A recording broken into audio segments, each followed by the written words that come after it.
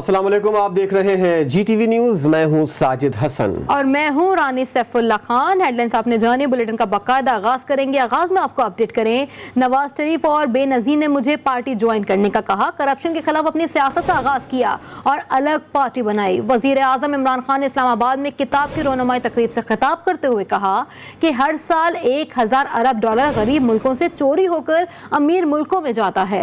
इंसाफ के बगैर कोई मुआशरा नहीं चल सकता। जिस मुल्क में कानून की हुक्मरानी होती है वो ममालिक आगे निकल जाते हैं।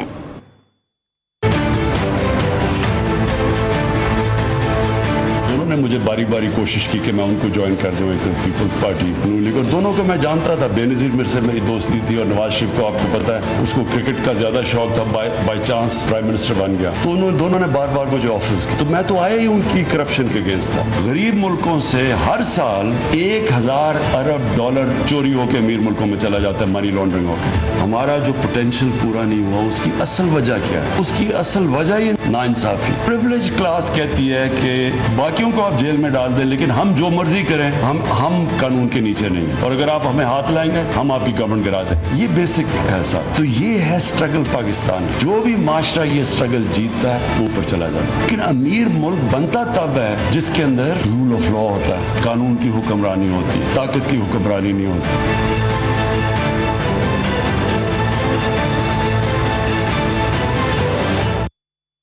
वफाकी वज़ीर इत्तलात फवाद चौधरी ने सिंध हुकूमत को कारकर्दगी बेहतर करने का मशवरा दे डाला। कहा वफाकी हुकूमत का इख्तियार है कि सूबों को गवर्नेंस पर तवज्जो दिलाए। कराची और हैदराबाद में कोरोना मरीज ज्यादा हैं, सिंध हुकूमत हर सेक्टर में पीछे है। सिंध हुकूमत अपने गिरबान में झांके।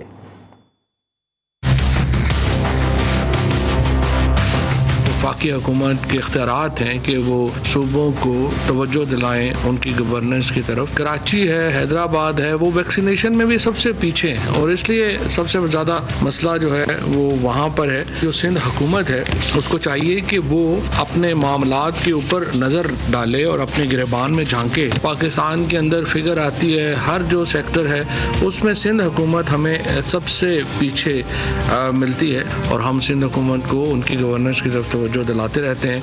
हम जो पार्लियामान के अंदर लीडर्स हैं हम उनसे बात करेंगे, जो पार्लियामान से बाहर लीडर हैं उनसे हम बात नहीं करेंगे। कुछ लोग हैं जो इस ऐवान का हिस्सा नहीं है, जैसे नवाज शरीफ हैं, फजलुर रहमान हैं, वो इस निज़ाम को ताकतवर होता नहीं देखना चाहते। चाहे वो अल्ताफ हुसैन हो, चाहे नवाज शरीफ हो, उनको पार्टी लीड करने का हक नहीं है क्योंकि वो फ्यूजिटिव ऑफ लॉ है। लोगों को जान की नहीं सिम बंद होने की परवाह है। तर्जुमान सिंध हुकूमत मुर्तज़ा वहाब आवाम से नाराज हो गए। मुर्तज़ा वहाब ने कहा कि सिंध में लॉकडाउन के फैसले पर तनकीद की गई। हमने वफाक के सयाहती मुकामात खोलने के फैसले की मुखालफत की। बर वक्त फैसला साजी से सूरत हाल पर काबू पाया जा सकता है।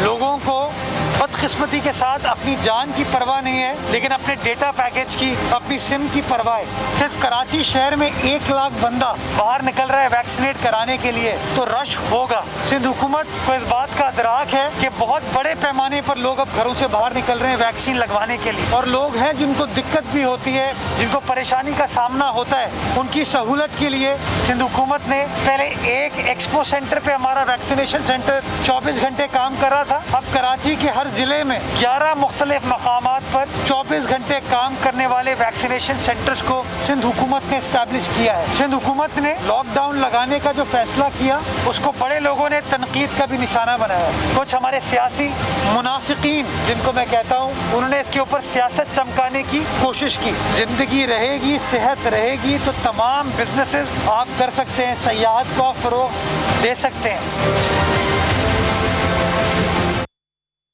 कराची में लॉकडाउन करना है या नहीं, ये फैसला हम करेंगे। MQM पाकिस्तान के सरबराह डॉक्टर खालिद मकबूल सिद्दीकी ने सिंध हुकूमत को बावर करवा दिया। कहते हैं कराची से दुश्मनी मुल्क दुश्मनी होगी। खालिद मकबूल सिद्दीकी ने मुतालबा किया कि कराची के ताजरों के टैक्स और यूटिलिटी बिल्स मुआफ किए जाएं और कारोबार 24 घंटे करने की इजाजत दी जाए। कराची में लॉकडाउन करना कौमी मफाद में नहीं है। जो यूटिलिटी बिल्स हैं उनको पहले माफ करें और फिर उसको किस्तवार आने वाले महीनों में उसको लेना शुरू करें। मजीद मौका देना इस शहर पे राज करने का, इससे बड़ा कराची और मुल्क दुश्मनी कोई नहीं है। कराची दुश्मनी मुल्क दुश्मनी है। मुकम्मल लॉकडाउन के बजाय 24 घंटे के लिए कारोबार खोला जाए और उसमें टाइमिंग तय की जाए कि किस इलाके के लोग किस वक्त आएंगे। पाकिस्तान में कोरोना वैक्सीनेशन का नया रिकॉर्ड बन गया। एनसीओसी के सरबराह असद उमर ने ट्विटर पैगाम में बताया कि गुज़िश्ता रोज 10,72,342 अफराद को वैक्सीन लगाई गई। मुल्क में अब तक 3,19,29,581 वैक्सीन खुराकें लगाई जा चुकी हैं।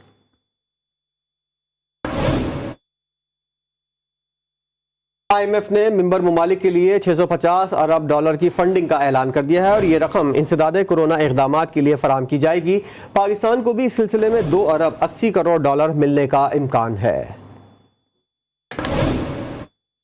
मुत्तहदा अरब अमारात UAE ने रिहायशी वीज़ा रखने वाले पाकिस्तानियों के लिए बड़ा ऐलान कर दिया। गैर मुल्की खबररसा इदारे के मुताबिक कोरोना वैक्सीन करवाने वाले पाकिस्तानी 5 अगस्त से मुत्तहदा अरब अमारात जा सकेंगे। UAE ने पाकिस्तानियों के अलावा भारत, नाइजीरिया, श्रीलंका, नेपाल और युगांडा में भी मौजूद रिहायशी वीज़ा रखने वालों को आने की इजाज़त दे दी है। पाकिस्तानी ड्रामा इंडस्ट्री के अदाकार और टीवी होस्ट फैसल कुरैशी और अदाकारा उशना शाह भी कोरोना वायरस का शिकार हो गए। दोनों के खुद को करंतना कर लिया है। कहते हैं वैक्सीन लगवाने के बावजूद मोहलिक वबा का शिकार हुए। उशना शाह का कहना है कि अगर वैक्सीन नहीं लगवाती तो फिर क्या होता।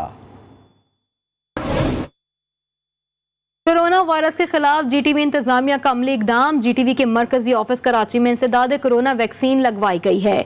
GTV इंतजामिया भी कोरोना वायरस के खिलाफ मैदान में आ गई। कोरोना के फैलाव को रोकने के लिए मरकजी ऑफिस में वैक्सीनेशन टीम बुला ली गई। इस दौरान डॉक्टर्स भी मौजूद रहे और वैक्सीनेशन से पहले तमाम वर्कर्स का मुआयना भी किया गया। अमले ने कतार में खड़े होकर मुनज़्ज़म तरीके से वैक्सीन लगाई। इस दौरान कोरोना SOPs का भी मुकम्मल ख्याल रखा गया।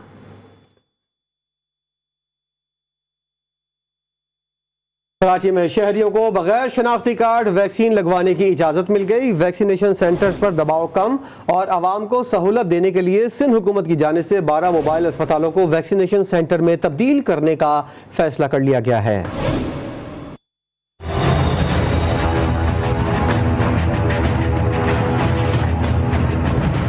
भारतीय वायरस पर काबू पाने के लिए सिंध हुकूमत का बड़ा फैसला। शहरियों को बगैर शिनाख्ती कार्ड वैक्सीन लगाने की इजाजत मिल गई। जिनके पास शिनाख्ती कार्ड नहीं वो तालीमी इसनाद या बे फॉर्म की बुनियाद पर वैक्सीन लगवा सकते हैं। शख्सी जमानत पर भी वैक्सीन लगवाई जा सकती है। सिंध हुकूमत ने मोबाइल नंबर पर भी वैक्सीन लगवाने की इजाजत दे दी है। वैक्सीनेशन सेंटर में रात हो या दिन सुबह से आवाम का रश मौजूद है। रश कम करने के लिए महकमा सिंध की जानिब से मोबाइल वैक्सीनेशन की सहूलत मुहैया कर दी गई है। आवाम को अब वैक्सीनेशन के लिए दूर जाने की जरूरत नहीं पड़ेगी। सिंध हुकूमत के इस फैसले को आवाम ने सराहा है। हाँ, ये गाड़ियाँ अच्छी हैं, चलो गाड़ियाँ चल रही हैं। अच्छा है, अच्छा किया उन्होंने, क्योंकि एक जगह पे जब आप सारे पूरा एक हजूम बना देंगे प्रॉब्लम तो होती है उससे। मोबाइल वैक्सीनेशन को शहर के मुख्तलिफ अजला में भेजा जाएगा। जिला जुनूब, शर्की और गरबी में 2-2 वैक्सीनेशन वैन होंगी। जिला वस्ती में 3, मलीर में 1 जबकि किमाड़ी में 2 गाड़ियाँ भेजी जाएंगी।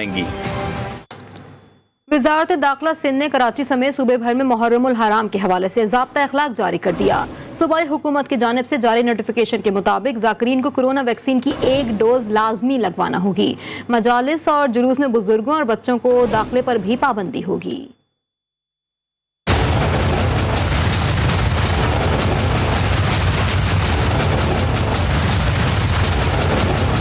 कराची समेत सिंध भर में मजालिस और जुलूस के इनेकाद के लिए ज़ाब्ता अखलाक जारी। मजालिस और जुलूस में शरीक अज़ादारों के लिए कोरोना SOPs पर अमल लाजमी करार दे दिया गया। मजालिस में मास्क लाजमी पहनना होगा। महकमा दाखिला सिंध की जानिब से जारी नोटिफिकेशन के मुताबिक ज़ाकिरीन को कोरोना वैक्सीन की 1 डोज लाजमी लगवाना होगी। मजालिस में बच्चों और बुजुर्ग अफराद के दाखिले पर पाबंदी होगी।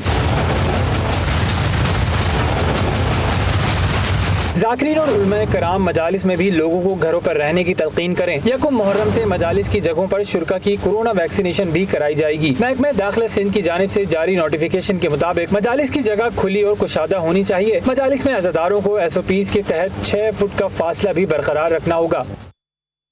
खबर आपको दें, हुकूमत सिंध ने कराची के डिप्टी कमिश्नर से एडमिनिस्ट्रेटर के इख्तियारात वापस लेने का फैसला कर लिया है। ज़राए के मुताबिक कराची के 7 अजला में नए एडमिनिस्ट्रेटर तैनात किए जाएंगे। मज़ीद तफसीलात जान लेते हैं नुमाइंदा GTV न्यूज़ खावर हुसैन से। खबर अपडेट कीजिएगा। जी बिल्कुल, सिंध हुकूमत ने ये बड़ा फैसला किया है। तमाम डिप्टी कमिश्नर जिनके पास DMC के एडमिनिस्ट्रेटर के चार्ज भी थे, उनसे ये चार्ज वापस लेने का फैसला किया है और 7 अजला में नए एडमिनिस्ट्रेटर DMC तैनात करने का फैसला किया है, जिनमें कोरंगी में मोहम्मद अली जैदी को एडमिनिस्ट्रेटर DMC तैनात किया गया है। DMC वेस्ट में नाजिश रजा जैदी को एडमिनिस्ट्रेटर तैनात कर दिया गया है, जबकि DMC सेंट्रल में मोहम्मद फहीम खान को एडमिनिस्ट्रेटर तैनात किया गया है और बाकी के 5 अजला में भी जो है वो जल्द जो है एडमिनिस्ट्रेटर तैनात कर दिए जाएंगे। जी बहुत शुक्रिया आपका खावर हुसैन। Welcome back. पंजाब के वजीर फयाजुल हसन चौहान की कोशिशें रंग ले आईं। वजीर आजम के मुआविन खुसूसी शहजाद अकबर और जहांगीर तरीन ग्रुप के नज़ीर चौहान के दरमियान सुलह हो गई। शहजाद अकबर ने कहा कि गलती तस्लीम करने की वजह से नज़ीर चौहान की जमानत पर अब कोई एतराज नहीं।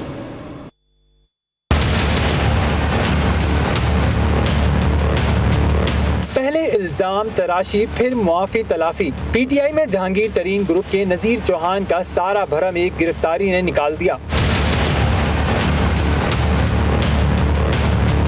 मुआविन खुसूसी बराए एहतिसाब की दरख्वास्त पर नज़ीर चौहान को पुलिस ने गिरफ्तार किया, लेकिन उसी दिन जमानत मंजूर हो गई, जिसके बाद FIA की एंट्री हुई और नज़ीर चौहान को जेल से ही शिकंजे में लिया तो दिन में तारे दिखा दिए और जहांगीर तरीन के खिलाड़ी को मुआफी मांगने पर मजबूर होना पड़ा। मेरे इस बयान की वजह से शहजाद अकबर साहब की दिल आज़ारी हुई, मैं उनसे माजूद खाऊं।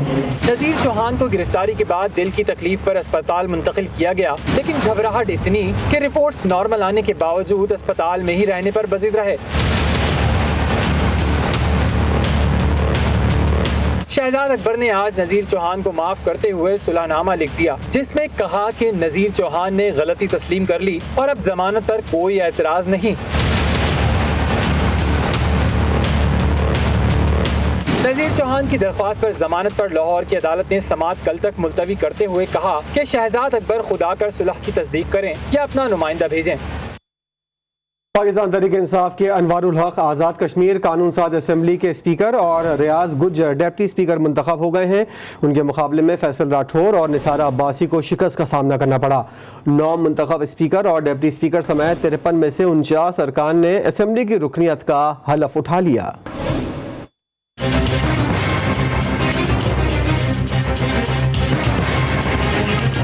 PTI के अनवारुल हक 32 वोट लेकर आज़ाद कश्मीर कानून साज असम्बली के स्पीकर मुंतखब हो गए। नून लीग और पीपल्स पार्टी के मुत्तफ़िक़ा उम्मीदवार फैसल मुमताज सिर्फ 15 वोट हासिल कर सके, जबकि उनके 2 वोट मुस्तरद कर दिए गए। दूसरी जानिब तहरीक इंसाफ के मेंबर असम्बली चौधरी रियाज गुज्जर को डिप्टी स्पीकर असम्बली मुंतखब कर लिया गया है। डिप्टी स्पीकर के लिए रियाज गुज्जर को 32 वोट मिले, जबकि मुस्लिम लीग नून की निसार अब्बासी ने सिर्फ 15 वोट हासिल किए। 9 मुंतखब स्पीकर और डिप्टी स्पीकर समेत 53 में से 49 अरकान ने असम्बली की रुकनीत का हल्फ उठा लिया। सुबकदोश होने वाले स्पीकर शाह गुलाम कादिर ने नए स्पीकर और डिप्टी स्पीकर समेत अरकान असम्बली से हल्फ लिया। और अब कराची से आपको अपडेट करें, जिसके इलाके सदर में मुसल्लह मुलजिमान ने फायरिंग से बाप बेटा जख्मी कर दिए। जख्मियों का ताल्लुक तामीरात के शोबे से है, जिन्हें फौरी तिब्बी इमदाद के लिए सिविल अस्पताल मुंतकिल कर दिया गया। पुलिस के मुताबिक जख्मियों का गैंग वार से तनाज़ा चल रहा था।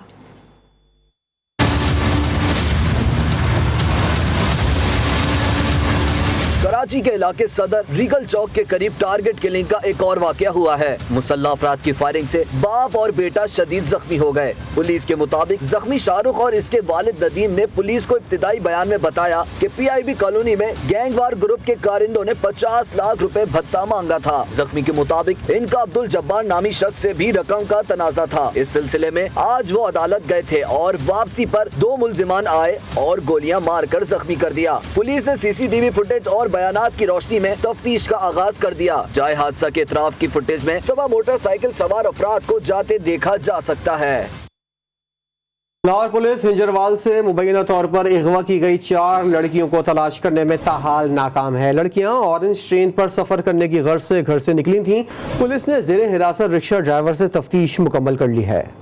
मजीद तफसीलात देखिए वकार शौकत की इस रिपोर्ट में।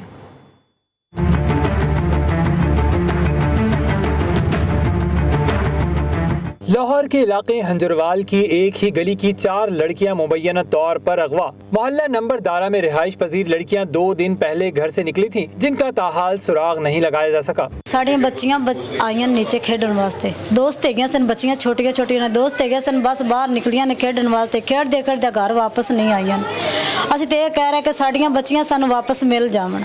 वालिदैन का कहना है कि इलाका मकीनों ने इत्तला दी कि लड़कियों को ऑरेंज लाइन ट्रेन पर सफर करने के लिए स्टेशन पर देखा था, जबकि मोबाइल फोन भी बंद है। घर से खेलन गई हैं, खेलन वास्ते ट्रेन ते गई हैं, ट्रेन तो सानू वापस नहीं मिली है। पुलिस ने अगवा की दिफात के तहत मुकदमा दर्ज कर लिया है। IG पंजाब ने CCPO लाहौर से वाक़े की रिपोर्ट तलब कर ली है, जबकि ज़ेरे हिरासत रिक्शा ड्राइवर से तफ्तीश मुकम्मल कर ली है। कैमरामैन शहरोज जाकिर के साथ R Shaukat, GTV news Lahore. Pakpattan में तालीम हासिल करने के लिए जाने वाली 4 बहनों के लापता होने का मौमा कई रोज बाद भी हल न हो सका। कहानी में नया मोड़ सामने आ गया है। लापता होने वाली बड़ी बहन अनम ने वालिदैन के नाम लिखे खत में तालीम के लिए घर से जाने का एतराफ़ किया है। लापता होने वाली बच्चियों के वालिद मंजूर अहमद का कहना है कि पाकपतन रेलवे स्टेशन से 3 फुल और 1 हाफ मतलब छोटी बच्ची का टिकट कोट लखपत के लिए बुक हुआ है। GTV न्यूज़ की खबर पर वज़ीर आला पंजाब ने वाक़े का नोटिस लेते हुए RPO साहिवाल से रिपोर्ट तलब कर ली, जबकि थाना सदर में बच्चियों की गुमशुदगी की रिपोर्ट भी दर्ज कर ली गई है। थिएटर की नामवर अदाकारा महानूर की जिंदगी को खतरा लाहक हो गया। उन्होंने वज़ीर आज़म, वज़ीर आला पंजाब और लाहौर पुलिस चीफ से नोटिस लेने और तहफ़्फ़ुज़ की अपील कर दी है और कहा कि अगर यही सूरत हाल रही तो पाकिस्तान में थिएटर्स में काम बंद हो जाएगा। मेरी साथी फनकारों के साथ बहुत कुछ हो चुका है, उनको बहुत ज़्यादा थ्रेट कॉल्स भी आती रही, लेकिन अब मुझे जब थ्रेट कॉल आई तो मैंने कहा मैं सब्र नहीं करूँगी, मैं इस पर एक्शन लूँगी और मैंने एक्शन लिया है। और मुझे ये कहा गया कि आप लाहौर में काम करेंगी तो ठीक है, अगर आप लाहौर से बाहर आउट ऑफ सिटी काम करेंगी तो आपको मार दिया जाएगा, आपको कत्ल कर दिया जाएगा। हुकूमत से ये गुजारिश है कि वो जिसने मुझे थ्रेट कॉल्स की हैं उसको जल्द अज जल्द पकड़ा जाए। लाहौर में इंसदाद पोलियो टीम से बदतमीजी करने वाले 2 मुल्जिमान को डिफेंस पुलिस ने हिरासत में ले लिया, जबकि मुल्जिमान के 2 साथी भी फरार हो गए। पुलिस ने मुकदमा दर्ज कर लिया। मुल्जिम सदाकत और उसके साथियों ने इंसदाद पोलियो टीम सादिया इकबाल और मोहम्मद यासिर से बदतमीजी की। CCPO लाहौर ने हिदायत दी कि इंसदाद पोलियो टीमों को भरपूर सिक्योरिटी फराहम की जाए और कानून हाथ में लेने वालों से आहनी हाथों से निपटा जाए। Welcome back. स्कर्दू में गुज़िश्ता 9 रोज से जारी पेट्रोलियम मसनूआत के बहरान पर काबू ना पाया जा सका। सयाह और शहरी पेट्रोल के हुसूल के लिए दर बदर की ठोकरें खाने पर मजबूर हैं। ताज़ा तरीन सूरत हाल जानते हैं स्कर्दू में हमारे नुमाइंदे नजमुल हसन सैयद से। नजम, जरा बताइएगा इस वक्त पेट्रोल की किल्लत की क्या सूरत हाल है? जी बिल्कुल, स्कर्दू समेत बल्तिस्तान डिवीज़न के 4 अजला में गुज़श्ता 9 रोज़ से जारी पेट्रोलियम मसनूआत के बहरान पर ताहाल काबू नहीं पाया जा सका। आज सुबह से स्कर्दू शहर के एक पेट्रोल पंप पर पेट्रोल दिया जा रहा था, जिसके बाद लंबी लाइन लग गई। आवाम की बहुत बड़ी तादाद पेट्रोलियम मसनूआत के हुसूल के लिए घरों से बाहर निकल आए और जम में गफ़ीर पेट्रोलियम जो पेट्रोल पंप है वहाँ पर हमें देखने को मिले। इस वक्त मैं पेट्रोल पंप पर मौजूद हूँ। आप मेरे पास से मंजर में देख सकते हैं, रात के इस पहर भी सैकड़ों की तादाद में जो मोटरसाइकिल वाले हैं और गाड़ियों की हज़ारों की तादाद में जो गाड़ियां हैं इस वक्त भी पेट्रोल पंप के आसपास में खड़ी है और लाइन लगाकर पेट्रोलियम मसनूआत के हुसूल के लिए लाइन में वो लोग खड़े हैं। जब हमारी ज़िली इंतज़ामिया से बात हुई तो उनका ये कहना था, चूँकि तत्ता पानी पर गुज़श्ता चंद दिन कबल रोड ब्लॉक होने की वजह से जो पेट्रोलियम मसनूआत की जो तरसील है उसमें मुश्किलात का सामना रहा और जो आवाम है वो भी बेकसी के आलम में मजबूरी की सूरत हाल में वो जो ब्लैक जो पेट्रोल है वो लेने पर मजबूर है। जी, खेल के मैदान से खबर यह है कि कम उम्री में K2 सर करके वर्ल्ड रिकॉर्ड बनाने वाले कोपैमा शहरोज काशिफ लाहौर पहुंच गए। उन्हें 2 माह में दुनिया की दोनों बुलंद चोटियां सर करने का एजाज हासिल है। सबा पाशा की रिपोर्ट देखिए।